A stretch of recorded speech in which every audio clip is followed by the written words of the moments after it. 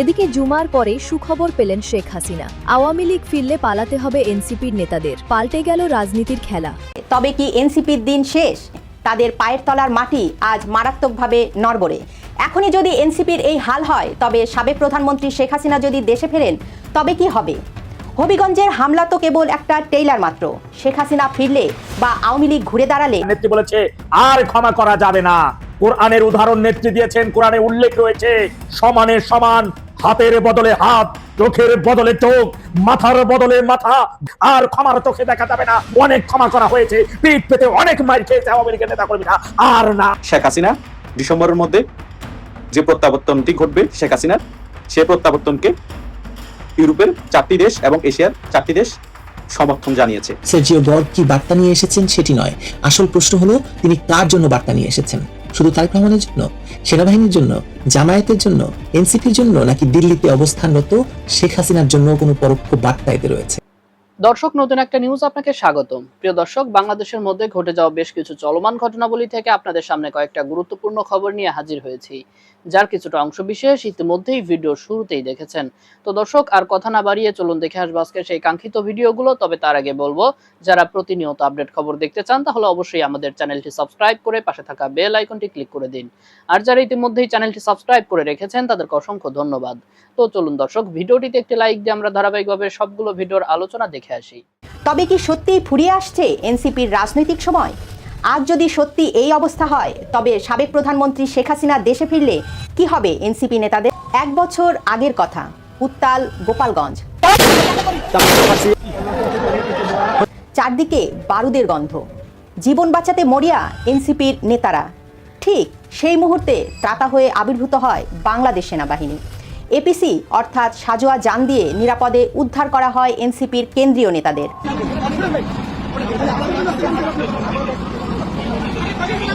কিন্তু 1 বছর ঘুরতে দৃশ্যপট সম্পূর্ণ বদলে গেল। মঙ্গলবার হবিগঞ্জে যখন এনসিপি নেতাদের ওপর হামলা হলো, গাড়ি ভাঙচুর করা হলো, কোথায় ছিল সেই সেনাবাহিনী? কেন এগিয়ে এলো না সাজোয়া যান? এই 1 বছরের ব্যবধানে কি এমন ঘটে গেল ক্ষমতার অন্দরে? তবে কি সত্যিই ফুরিয়ে আসছে এনসিপির রাজনৈতিক সময়? আজ যদি সত্যি এই অবস্থা হয়, তবে সাবেক প্রধানমন্ত্রী শেখ হাসিনা দেশে ফিরলে কি হবে এনসিপি নেতাদের? 2025 সালের 16 জুলাই বঙ্গবন্ধুর জন্মস্থান গোপালগঞ্জে এনসিপি সমাবেশ ডাকে। সেখানে স্থানীয় মানুষের উপস্থিতি ছিল না। বেশিরভাগই ছিল এনসিপির নিজস্ব নেতাকর্মী, সাংবাদিক এবং নিরাপত্তার দায়িত্বে থাকা আইন শৃঙ্খলা বাহিনীর সদস্য। সমাবেশ শেষ হতেই একদল ব্যক্তি লাঠিসোঁটা নিয়ে ঘেরাও করে এনসিপি নেতাদের। পরিস্থিতি দ্রুত নিয়ন্ত্রণের বাইরে চলে যায়। তখন ঢাকায় কেন্দ্রীয় পুলিশ কন্ট্রোল রুম থেকে পুরো পরিস্থিতি তদারকি করছিলেন তৎকালীন উপদেষ্টা আসিফ মাহমুদ সজীব ভুইয়া। সেনাবাহিনী সরাসরি এপিসি অর্থাৎ সাজোয়া যান নিয়ে মাঠে নামেন। নাহিদ ইসলাম, আক্তার হোসেন, হাসনাত আবদুল্লাহ, সাজ্জিদ আলম সহ এনসিপির নেতাদের উদ্ধার করে ঢাকায় নিয়ে আসা হয়। তবে গল্প এখানেই শেষ হয়নি। এরপরই শুরু হয় যৌথ বাহিনীর অভিযান। গোপালগঞ্জের প্রতিবাদী মানুষের ওপর গুলি চলে।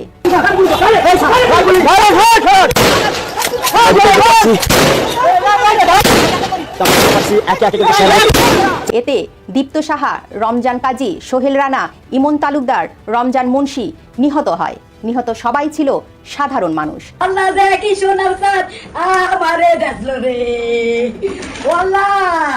কারফিউ দিয়ে বাড়ি বাড়ি তল্লাশি চালিয়ে বহু মানুষকে গ্রেপ্তার করে যৌথ বাহিনী।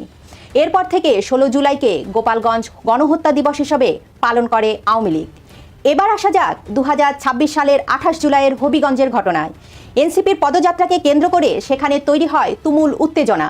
স্থানীয় বিএনপি, ছাত্রদল ও সাধারণ মানুষ এনসিপির ওপর হামলা চালায়। এবার আর শুধু ধাওয়া পাল্টা ধাওয়া ছিল না, সরাসরি হামলায় আহত হন সার্জিস আলম এবং নাসিরউদ্দিন পাটোয়ারি সহ আরও কয়েকজন।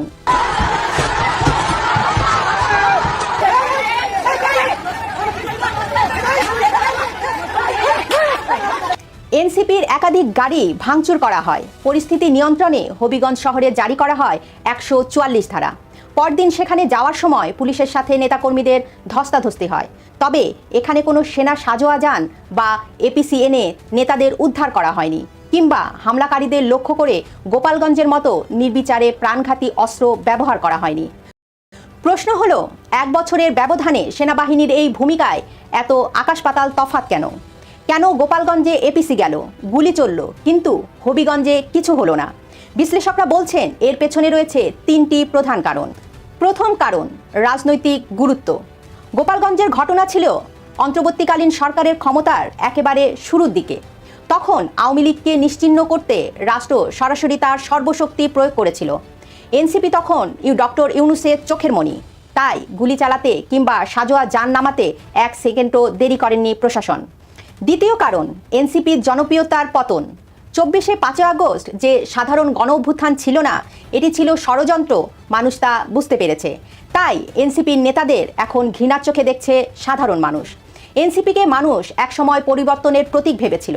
ক্ষমতার কাছাকাছি গিয়ে তাদের অনেক নেতার বিতর্কিত কর্মকাণ্ড সেই জনপ্রিয়তায় বড় ধাক্কা দিয়েছে। তৃতীয় কারণ, ক্ষমতার ভারসাম্য ও সেনাবাহিনীর অবস্থান। সেনাবাহিনী সবসময় একটি পেশাদার প্রতিষ্ঠান হিসেবে মাঠের বাস্তবতাকে মূল্যায়ন করে। হবিগঞ্জে যখন হামলা হয় তখন স্থানীয় জনরোষ এবং মাঠের রাজনৈতিক সমীকরণ ছিল সম্পূর্ণ আলাদা। সেনাবাহিনী বুঝতে পেরেছিল এটি কেবল একটি বিচ্ছিন্ন রাজনৈতিক সংঘর্ষ নয়, বরং সাধারণ মানুষের পুঞ্জীভূত ক্ষোভের বিস্ফোরণ। সেখানে অতিরিক্ত শক্তি প্রয়োগ করলে পরিস্থিতি আরও ভয়াবহ আকার ধারণ করতে পারত। এখন প্রশ্ন উঠেছে, তবে কি এনসিপির দিন শেষ? যে দলটির জন্ম হয়েছিল এক নতুন বাংলাদেশের স্বপ্ন নিয়ে, তারুণ্যের অপ্রতিরোধ্য স্রোত নিয়ে, আজ সেই দলের নেতাদেরকে কেন সাধারণ মানুষের ক্ষোভের মুখে পড়তে হচ্ছে? এনসিপির সবচেয়ে বড় ভুল ছিল মাঠের রাজনীতি জামাতের সঙ্গী হওয়া এবং দুর্নীতিতে জড়িয়ে পড়া। সাধারণ মানুষের পালস বুঝতে তারা ব্যর্থ হয়েছে। যে তারুণ্য তাদের শক্তির উৎস ছিল, সেই তারুণ্যের একটি অংশ আজ ক্ষোভে ফুঁসছে।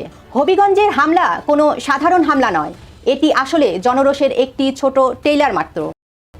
জনগণ যখন দেখে ক্ষমতার পালাবদল হলেও তাদের ভাগ্যের কোনো পরিবর্তন হয়নি, তখন তারা আর কোনো রাজনৈতিক দলকে ছাড় দেয় না। এনসিপি আজ ঠিক সেই জায়গাতেই এসে দাঁড়িয়েছে। তাদের পায়ের তলার মাটি আজ মারাত্মকভাবে নড়বড়ে। এখনই যদি এনসিপির এই হাল হয়, তবে সাবেক প্রধানমন্ত্রী শেখ হাসিনা যদি দেশে ফেরেন, তবে কি হবে? ভাবুন তো একবার, যে আওয়ামী লীগ সরকারের পতন ঘটাতে এনসিপি এবং তাদের সহযোগীরা দিনরাত এক করে দিয়েছিল, সেই দলটির প্রধান বা নেতাকর্মীরা যদি যে কোনো উপায়ে দেশে ফেরেন, তবে এই এনসিপির রাজনৈতিক অস্তিত্ব কি টিকবে? আওয়ামী লীগের সাধারণ কর্মীদের ভেতরে যে তীব্র ক্ষোভ এবং প্রতিশোধের আগুন জ্বলছে, তার প্রথম লক্ষ্যবস্তু হবে এই নতুন রাজনৈতিক শক্তিগুলো। গত 1 বছরে এনসিপি বা তাদের সমমনা দলগুলো যেভাবে আওয়ামী লীগকে পুরোপুরি নিশ্চিহ্ন করার জন্য ষড়যন্ত্র করেছে, তাতে আওয়ামী লীগ ফিরে এলে তারা যে বিন্দুমাত্র ছাড় পাবে না, তা বলার অপেক্ষা রাখে না। যে পুলিশ বা প্রশাসন আজ এনসিপিকে প্রোটোকল দেয়, তারাও জানে জুলাই আন্দোলনের নামে নির্বিচারে পুলিশসহ সরকারি কর্মকর্তাদের হত্যা করা হয়েছে। হাজার হাজার কর্মকর্তা কর্মচারী চাকরি গেছে। কাল যদি ক্ষমতার পালাবদল হয়, তবে তারা এক মুহূর্তের জন্যও এনসিপির নেতাদের রক্ষা করতে এগিয়ে আসবে না। হবিগঞ্জের হামলা তো কেবল একটা টেইলার মাত্র। শেখ হাসিনা ফিরলে বা আওয়ামী লীগ ঘুরে দাঁড়ালে এনসিপি সহ তাদের জোটসঙ্গী রাজনৈতিক দলগুলোর অস্তিত্ব থাকবে কিনা সন্দেহ। ইতিহাস বড়ই নির্মম। ক্ষমতা আজ আছে তো কাল নেই। গোপালগঞ্জের সাজোয়া যান থেকে শুরু করে হবিগঞ্জের ভাঙা গাড়ি, এই দুইয়ের ব্যবধান আমাদের শিখিয়ে দেয় যে ক্ষমতার অহংকার টিকসই নয়। জনগণের মন জয় করতে না পারলে কেউ আপনাকে শেষ রক্ষা করতে পারবে না। আপনার কি মনে হয়, এনসিপির পতন কি আসন্ন? আর শেখ হাসিনা দেশে ফিরলে তাদের অবস্থা কি হবে? আগে বিএনপির যে সন্ত্রাসী আলতাফ চৌধুরী আমাদের আওয়ামী লীগের যে নেতার বাড়ি লুটপাট করেছে, ভাঙচুর করেছে, অগ্নিসংযোগ চালিয়েছে, সেই নেতা ও বেশ কিছু কর্মীর সাথে নেত্রী কথা বলেছেন। তাদের নেত্রীকে বলেছিল, নেত্রী আপনি তো ক্ষমা করে দেন। নেত্রী বলেছে আর ক্ষমা করা যাবে না।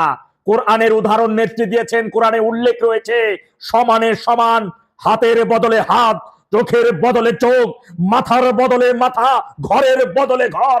যে আমার ভাইকে হত্যা করেছে তার ভাই জীবন্ত থাকতে পারে না। যে আমার ভাইকে ঘর ছাড়া করেছে সে কখনো ঘরে থাকতে পারে না। যে আমাদের নেতা কর্মী স্বজনদেরকে ঘর ছাড়া করেছে তার স্বজনেরা ঘুরে ঘুমাইতে পারবে না, পারে না। ইনশাআল্লাহ সেইভাবে নিজেদের কাজ করতে হবে, সেইভাবে ওদেরকে প্রতিহত করতে হবে। আর ক্ষমার চোখে দেখা যাবে না। অনেক ক্ষমা করা হয়েছে, পিঠ পেতে অনেক মাইর খেয়েছে আওয়ামী লীগের নেতা কর্মীরা। আর না, ইট মারলে তাকে পাটকেল মারতে হবে। প্রতিশোধ নিতে হবে। সাধারণ মানুষকে সাথে নিয়ে এই জুলুমবাজ, নির্যাতনকারী, অগ্নিসংযোগকারী, লুটপাটকারী অতি উৎসাহী হয়ে গত 2টা বছর ধরে যারা আওয়ামী লীগের নিরহ নেতা কর্মীদেরকে অত্যাচার নির্যাতন করতেছে, নির্যাতন করে যাচ্ছে, আত্মীয় আওয়ামী লীগ করে, সেই অপরাধও দেখা গেছে তাদেরকে নির্যাতন করে, তাদের বাড়িঘর পর্যন্ত লুটপাট করে, সম্পদ লুটপাট করে, দখলে নিয়ে যাচ্ছে। চাঁদাবাজি তো আছেই, সারা দেশব্যাপী মামলা বাণিজ্য আজকে আকাশ চুম্বিতে গিয়ে দাঁড়িয়েছে। সুতরাং আর বসে থাকা যাবে না, ভয়াবহভাবে এর দাঁত ভাঙা জবাব আপনাদের দিতে হবে। কিছুদিন আগে বরিশাল জেলা মহিলা আওয়ামী লীগের সিনিয়র এক নেত্রীর সাথে আমার কথা হয়। কথার প্রসঙ্গে ওই নেত্রী আমাকে বললেন, দাদা ভাই, কথা প্রসঙ্গে নেত্রীকে বলেছি, মাননীয় নেত্রী আপনার জন্য জীবন দিতে প্রস্তুত। নেত্রী এই কথা শুনে বলেছে, এই কথা আর কখনো বলবা না, আমার জন্য জীবন দিতে হবে না, বরঞ্চ বলো দেশের জন্য, সার্বভৌমত্বের জন্য, আওয়ামী লীগের জন্য জীবন কেড়ে নিবা, জীবন নিতে হবে। সেইভাবে নিজেদেরকে প্রস্তুত থাকতে হবে, প্রস্তুতি করতে হবে এবং সেই কাজ ধারাবাহিকভাবে অব্যাহত রাখতে হবে। মনে রাখবেন ভাইয়ের আমার, আগামীতে আওয়ামী লীগের নেতৃত্বে আসবেন, নেতার খাতায় নাম লেখাবেন, নেতৃত্ব দিবেন, এমন চিন্তা ভাবনা করতেছেন, আপনাকে কিন্তু সেই নেতৃত্বের স্থানে যেতে হলে, পদ পদবি নিতে হইলে আপনার সর্বোচ্চ নেতা বা আপনার যে নেতা আপনাকে সেই পদ পদবি দিবেন, তিনি হয়তো আপনাকে প্রশ্ন করবেন। এই প্রশ্নের সম্মুখীন আপনি হবেন যে গত 2 বছরে এই জুলুমবাজ, এই ডেভিল ইনহুস, জুলাই জঙ্গি, যে সকল বিএনপির সন্ত্রাসীরা আওয়ামী লীগের নেতা কর্মীদের বাড়ি ঘরে লুটপাট করেছিল, তাদের বিষয়ে তুমি কি কি দাঁত ভাঙা জবাব দিয়েছো? কয়টা ঘর তুমিও কাটতে পেরেছো? বিএনপির যে সকল সন্ত্রাসীরা, জুলাইয়ের যে সকল সন্ত্রাসীরা, জামাতের যে সকল সন্ত্রাসীরা, স্বাধীনতা বিরোধী রাজাকারের বাচ্চা, বিহারীর বাচ্চারা আমাদের ভাইদের হাত কেড়ে নিয়েছে, চোখ কেড়ে নিয়েছে, পরিবারের সদস্যদের নির্মমভাবে হত্যা করেছে, বাড়িঘর লুটপাট করেছে, তাদের এই বিষয়ে তুমি কি কি পদক্ষেপ নিয়েছো? কয়টা কাজ করেছো? গেরিলা কায়দায় কতজনের অক্সিজেন একেবারে সারা জীবনের জন্য বন্ধ করে দিতে পেরেছো? কতজনকে লাইফ টাইমে পঙ্গুতে ভর্তির ব্যবস্থা করে দিয়েছো? কতজনকে লাইফ টাইমের জন্য একেবারে হুইল চেয়ারের ব্যবস্থা করতে পেরেছো? এই প্রশ্নের সম্মুখীন কিন্তু আপনি হতে পারেন। সুতরাং সেইভাবে ধারাবাহিকভাবে কাজ করতে হবে, আর মার খাওয়া যাবে না। সাধারণ জনগণকে সাথে নিয়ে এই সকল সন্ত্রাসীদের বিরুদ্ধে তীব্র প্রতিরোধ করে তুলতে হবে। নিজেদের মধ্যে ঐক্য সৃষ্টি করে একত্রিত হয়ে এই মুহূর্তে যারা অতি উৎসাহী যে সকল সন্ত্রাসীরা রয়েছে, গেরিলা কায়দায় ওদের চ্যাপ্টার ক্লোজের মিশন অবশ্যই শুরু করতে হবে। সেই চ্যাপ্টারে আপনাদের হাত দিতে হবে ভাইয়েরা আমার। আর ডিসেম্বর থেকে তো মহাপ্রলয় শুরু হবে ইনশাআল্লাহ। নভেম্বর হবে শুধু হেডলাইন, আর ডিসেম্বর হবে ডেডলাইন। ডিসেম্বর থেকে সারা বাংলাদেশ শুধু আওয়ামী লীগের জয়গান। সারা দেশের 9 কোটি আওয়ামী লীগের কর্মী সমর্থক নেতৃবৃন্দ যারা রয়েছেন, তারা শুধু জয়ের ধ্বনি দিবেন। সারা দেশব্যাপী টেকনাফ থেকে তেতুলিয়া, রূপসা থেকে পাথুরিয়া, যতগুলো গ্রাম আছে, যতগুলো ওয়ার্ড আছে, জুলাই জঙ্গি সন্ত্রাসী রাজাকারের বাচ্চা, বিহারীর বাচ্চা, যে যেখানে যে অবস্থায় আছে, যেখানেই লুকাইয়া থাকুক না কেন, যদি 1000 গজ মাটির নিচেও থাকে, সেখান থেকে খুঁজে টেনে বের করে একেবারে সারা জীবনের জন্য চিরনিদ্রায় শায়িত করতে হবে। মনে রাখবেন, পিতা মুজিব বলেছিল, স্বাধীনতা আদায় করার চেয়ে রক্ষা করা কঠিন। তৎকালীন সময় তারা ভুল করেছিল, স্বাধীনতা বিরোধীদের বাঁচিয়ে রেখে আমরা আমাদের ভবিষ্যৎ প্রজন্মের কথা চিন্তা করে, একটি সুস্থ বাংলাদেশের কথা চিন্তা করে আমরা আর কখনো ওই ভুল করব না। রাজাকারের সর্বশেষ প্রজন্ম থেকে প্রজন্ম, নাতির ঘরের পুতির ঘরের সাথীও যদি থাকে, একেবারে নিশ্চিহ্ন করে দেবো ইনশাআল্লাহ। বাংলাদেশ শুধু হবে বাঙালিদের জন্য। রাষ্ট্রপতি মোহাম্মদ শাহাবুদ্দিন চুপ্পুকে পদত্যাগ করানোর রেশ এখনো কাটেনি। এরই মধ্যে ঢাকায় এসে নেমেছেন মার্কিন প্রেসিডেন্ট ডোনাল্ড ট্রাম্পের দক্ষিণ এবং মধ্য এশিয়া বিষয়ক বিশেষ দূত সার্জিও গড়। প্রশ্ন হলো, গড় কি শুধুই বাংলাদেশ এবং যুক্তরাষ্ট্রের বন্ধুত্ব আরো গভীর করার কিছু কূটনৈতিক বাক্য শোনাতে আসছেন, নাকি তার ব্রিফকেসে রয়েছে তারেক রহমান সরকারের জন্য ওয়াশিংটনের কঠিন কোনো বার্তা? সার্জিও গড় দায়িত্ব নেওয়ার পর দক্ষিণ এবং মধ্য এশিয়ার প্রায় সব গুরুত্বপূর্ণ দেশে গেছেন, কিন্তু বাংলাদেশে আসেননি। বাংলাদেশ কি তখন যুক্তরাষ্ট্রের কাছে গুরুত্বপূর্ণ ছিল না? অবশ্যই ছিল।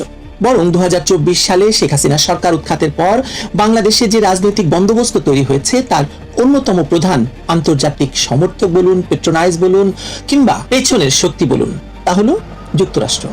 অবৈধ ইউনূস সরকারের সঙ্গে ওয়াশিংটনের সম্পর্ক এতটাই ঘনিষ্ঠ ছিল যে বাংলাদেশের নির্বাচন, সংবিধান, প্রশাসন, মানবাধিকার কিংবা রাজনৈতিক দল নিষিদ্ধ করার প্রশ্নেও যুক্তরাষ্ট্র কার্যত নীরব থেকেছে। কিন্তু পরিস্থিতি বদলে গেছে।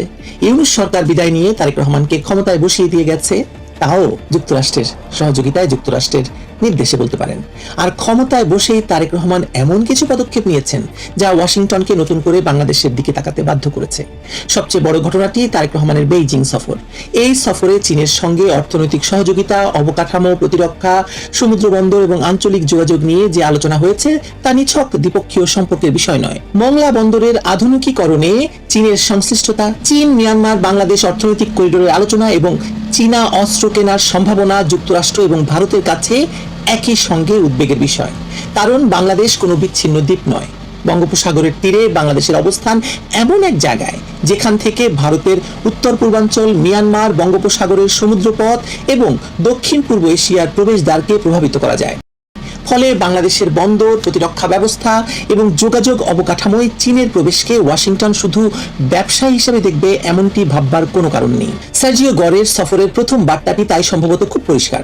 তারেক রহমান সরকারকে ঠিক করতে হবে বাংলাদেশ কোন দিকে যাচ্ছে, কোন দিকে যাবে এবং বাংলাদেশ কি করবে। বাংলাদেশ কি চীনের অর্থনৈতিক এবং সামরিক বলয়ের দিকে অগ্রসর হবে, নাকি যুক্তরাষ্ট্রের ইন্দো প্যাসিফিক কৌশলের ভেতরে থাকবে? ভারতকে বাদ দিয়ে কি বাংলাদেশ চীন এবং পাকিস্তানের সঙ্গে নতুন নিরাপত্তা সম্পর্ক তৈরি করবে, নাকি তুরস্ককে বাংলাদেশে ঘাঁটি গাড়ার সুযোগ দেবে, নাকি সব পক্ষের সঙ্গে ভারসাম্য রেখে চলবে? তারেক রহমান হয়তো ভাবছেন তিনি একই সঙ্গে চীন, যুক্তরাষ্ট্র, ভারত, পাকিস্তান, তুরস্ক এবং রাশিয়ার সঙ্গে সম্পর্ক রেখে সবাইকে খুশি করতে পারবেন। শেখ হাসিনা যেটি চেষ্টা করেছিলেন। কিন্তু আন্তর্জাতিক রাজনীতিতে সবাইকে খুশি রাখার কৌশল বেশি দিন চলে না, সেটা শেখ হাসিনা প্রমাণ করে দিয়েছেন। বিশেষ করে যখন দুই পরাশক্তির প্রতিযোগিতা বাংলাদেশের বন্দর, সামরিক সরঞ্জাম, সমুদ্রপথ এবং রাজনৈতিক নিয়ন্ত্রণ পর্যন্ত পৌঁছে যায়। গড়ের দ্বিতীয় বার্তাটি হতে পারে শেখ হাসিনা এবং আওয়ামী লীগকে নিয়ে। শেখ হাসিনা দেশে ফিরে আদালতে আত্মসমর্পণের ঘোষণা দেওয়ার পর বাংলাদেশের রাজনৈতিক পরিস্থিতি দ্রুত বদলে গেছে। এতদিন বিএনপি, জামায়াত এবং এনসিপির মধ্যে যে প্রকাশ্য বিরোধ দেখা যাচ্ছিল, শেখ হাসিনার ফেরার ঘোষণার পর তারা আবার একই রাজনৈতিক লাইনে দাঁড়িয়ে গেছে। কারণ তাদের প্রত্যেকের রাজনৈতিক অস্তিত্বই এখন আওয়ামী লীগ বিরোধিতার উপর নির্ভরশীল। একটি দলকে নিষিদ্ধ করে তার লাখ লাখ নেতাকর্মীকে মামলা দিয়ে জেলের ভেতর হত্যা করে হাজার হাজার মানুষকে কারাগারে রেখে এবং নেতৃত্বকে দেশ ছাড়া করে নির্বাচন করা যায়, কিন্তু সেই দলটির সামাজিক এবং রাজনৈতিক অস্তিত্ব তো মুছে ফেলা যায় না। আওয়ামী লীগ বাংলাদেশের সবচেয়ে পুরনো রাজনৈতিক দলগুলোর একটি।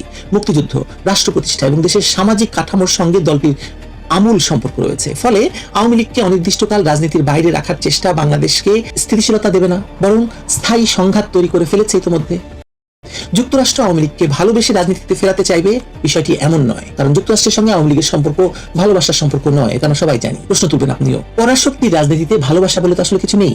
যুক্তরাষ্ট্র দেখবে তার স্বার্থ কোথায়। যদি তারা মনে করে আওয়ামী লীগকে বাদ দেওয়ার কারণে বাংলাদেশ, চীন, ভারত এবং রাশিয়ার জন্য আরো বেশি উন্মুক্ত হয়ে যাচ্ছে, তাহলে ওয়াশিংটন তার অবস্থান বদলাতে এক মুহূর্ত দেরি করবে না। এবং সেটাই ঘটছে, কারণ শেখ হাসিনা এইসব দেশগুলোর সঙ্গে একটি দেয়া নেয়ার এবং একটি মাথা উঁচু করে যে কূটনীতি চলে সেটার সম্পর্ক বজায় রেখেছিলেন। কিন্তু তারেক রহমান তো মুচলেখা দিয়ে ক্ষমতায় এসেছেন, ফলে তার পক্ষে তো সেটা সম্ভব নয়। মার্কিন রাজনীতির একটি পুরনো নিয়ম হলো, কোনো মিত্র যদি কাজের উপযোগিতা হারায় তবে তাকে বদলে ফেলতে মার্কিন যুক্তরাষ্ট্র এক মুহূর্ত সময় নেয় না।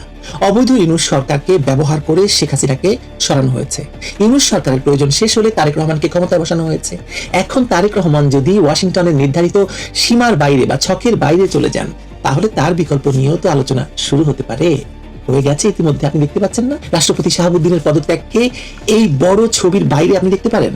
আমি পারি না। তিনি প্রকাশ্যে স্বাস্থ্যগত কারণ দেখিয়ে পদত্যাগ করেছেন, কিন্তু তার পদত্যাগের সময়টি অত্যন্ত গুরুত্বপূর্ণ এবং তাৎপর্যপূর্ণ। শেখ হাসিনা দেশে ফেরার ঘোষণা দিলেন, কয়েকদিনের মধ্যে রাষ্ট্রপতিকে পদত্যাগ করতে হলো এবং তারপরই তার বিরুদ্ধে আন্তর্জাতিক অপরাধ ট্রাইব্যুনালে অভিযোগ উঠল। অর্থাৎ রাষ্ট্রপতিকে শুধু সরানো হয়নি, তাকে এমন অবস্থায় নেওয়া হচ্ছে যাতে ভবিষ্যতে তিনি স্বাধীনভাবে কোনো রাজনৈতিক বা সাংবিধানিক কোনো ভূমিকা রাখতে না পারেন। এখন নতুন রাষ্ট্রপতি কে হবেন সেটিও শুধু বাংলাদেশের অভ্যন্তরীণ সিদ্ধান্ত নয়, কারণ বাংলাদেশের রাষ্ট্রপতির পদটি নির্বাহী ক্ষমতার কেন্দ্র না হলেও সংকটের সময় তার যে সাংবিধানিক ভূমিকা গুরুত্বপূর্ণ তা তো 2024 সালে প্রমাণ হয়েছে। সেনাবাহিনী, সরকার, সংসদ এবং আদালতের মধ্যে বড় ধরনের সংঘাত তৈরি হলে বঙ্গভবনের অবস্থান নির্ধারক হয়ে উঠতে পারে। এবং সে পথে কি বাংলাদেশ যাচ্ছে না? আপনার মনে হচ্ছে না? সার্জিও গোর এমন এক সময় ঢাকায় আসছেন বা এসেছেন যখন বাংলাদেশের প্রশাসনে আবার ব্যাপক রদবদল চলছে।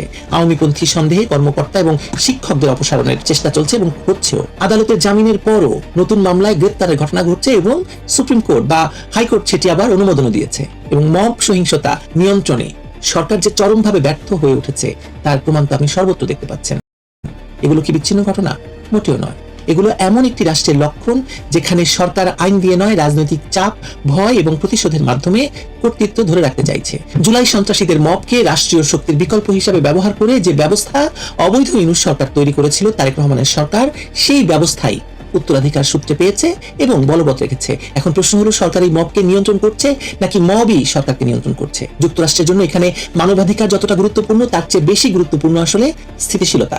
কারণ অস্থিতিশীল বাংলাদেশে চীন ঢুকে পড়বে, পাকিস্তান ঢুকে পড়বে, তুরস্ক ঢুকে বসে আছে, উগ্রবাদী শক্তি বাড়বে এবং বঙ্গোপসাগর নিরাপত্তা ঝুঁকিতে পড়বে এবং ভারত যুক্তরাষ্ট্রের আঞ্চলিক হিসাব এলোমেলো হয়ে যাবে। তাই গড় হয়তো তারেক রহমানকে বলবেন, আওয়ামী লীগকে দমন করতে গিয়ে রাষ্ট্রকে ভেঙে ফেলবেন না, জামায়াতকে ব্যবহার করতে গিয়ে উগ্রবাদীদের হাতে প্রশাসন তুলে দেবেন না, চীনের কাছ থেকে বিনিয়োগ নিন কিন্তু বন্দর এবং প্রতিরক্ষা নিয়ন্ত্রণ দেবেন না, ভারতের সঙ্গে বিরোধ করুন কিন্তু সম্পর্ক পুরোপুরি ধ্বংস করবেন না, আর এমন কোন রাজনৈতিক সংকট তৈরি করবেন না যাতে শেখ হাসিনার প্রত্যাবর্তন আরো বড় গণসমর্থন পেয়ে যায়। তারেক রহমান সরকারের সবচেয়ে বড় সমস্যা হলো, তারা নিজেদের নির্বাচিত এবং স্বাধীন সরকার হিসেবে দেখতে চাইলেও বা দেখাতে চাইলেও তাদের ক্ষমতার ভিত্তি তো স্বাধীন নয়। মুচলেখা দিয়ে ক্ষমতায় বসা একটি সরকারের পক্ষে স্বাধীনভাবে রাষ্ট্র পরিচালনা তো কোনোভাবেই সম্ভব নয়। এই সরকার অবৈধ ইউনূস সরকারের তৈরি রাজনৈতিক ব্যবস্থার উপর বসে আছে। সেনাবাহিনী, জুলাই সন্ত্রাসী, জামায়াত, বিদেশি শক্তি এবং প্রশাসনের একটি বড় অংশের সমঝোতার বাইরে তারেক রহমানের ক্ষমতার নিজস্ব ভিত্তি আসলে নেই। সার্জিও গরের সফর তাই সৌজন্য সফর মোটেও নয়, এটি মূলত বাংলাদেশের নতুন সরকারকে যাচাই করার সফর। ওয়াশিংটন দেখতে চাইছে বা দেখাতে চাইছে তারেক রহমান তাদের নিয়ন্ত্রণের ভেতরে আছেন নাকি বেইজিং এর দিকে সরে যাচ্ছেন, সেটা নিশ্চিত করতে বা খুঁজতেও সার্জিও গোর ঢাকা এসেছেন। তিনি জামায়াত এবং এনসিপি কে সামলাতে পারবেন নাকি এদের হাতে জিম্মি হয়ে পড়বেন, মানে তারেক রহমানের কথা বলা হচ্ছে। তিনি শেখ হাসিনার প্রত্যাবর্তনকে রাজনৈতিকভাবে মোকাবেলা করবেন নাকি দমন পীড়নের মাধ্যমে বাংলাদেশকে আরো বড় সংঘাতের দিকে ঠেলে দেবেন? সবচেয়ে বড় প্রশ্ন, সার্জিও গর কি বার্তা নিয়ে এসেছেন সেটি নয়, আসল প্রশ্ন হলো তিনি কার জন্য বার্তা নিয়ে এসেছেন। শুধু তারেক রহমানের জন্য, সেনাবাহিনীর জন্য, জামায়াতের জন্য, এনসিপির জন্য নাকি দিল্লিতে অবস্থানরত শেখ হাসিনার জন্য কোনো পরোক্ষ বার্তা এতে রয়েছে? গড়ের ঢাকা সফরের পর প্রকাশ্যে হয়তো বলা হবে যে বাণিজ্য, বিনিয়োগ, গণতন্ত্র, নিরাপত্তা, দ্বিপক্ষীয় সহযোগিতা নিয়ে ফলপ্রসূ আলোচনা হয়েছে, কিন্তু কূটনৈতিক ভাষার আড়ালে আসল কথাটি সম্ভবত হবে আরো কঠিন, আরো ভয়ঙ্কর। বাংলাদেশকে নিয়ে যুক্তরাষ্ট্রের খেলা আসলে শেষ হয়নি, শুধু খেলোয়াড় বদলে গেছে, বোর্ডটা বদলায়নি। সার্জিও গরের সফর শেষ হলে আবারও আপনাদের সামনে আসবো, মিলিয়ে দেখবেন সার্জিও গর আসলে কি করে গেছে। কিছু সূত্র মেলালে আপনারা বুঝতে পারবেন যে সার্জিও গর কেন এসেছিলেন, কি বার্তা দিয়ে গেলেন, প্রেসিডেন্ট ট্রাম্প ঢাকাকে, তারেক রহমানকে কি বার্তা আসলে পাঠিয়েছেন। দর্শক, আমি আশা করছি সবগুলো ভিডিওই আপনি মনোযোগ সহকারে দেখেছেন। সেই সাথে দর্শক, এই ভিডিওগুলো সম্পর্কিত যদি কোনো তথ্য বা মতামত থাকে তাহলে তো অবশ্যই কমেন্ট করে জানিয়ে দিন। এতক্ষণ সাথে থাকার জন্য ধন্যবাদ। নিউজটি শেষ করছে এখানেই, ফিরছে আগামী ভিডিওতে নতুন কোনো টপিক নিয়ে। আল্লাহ হাফেজ।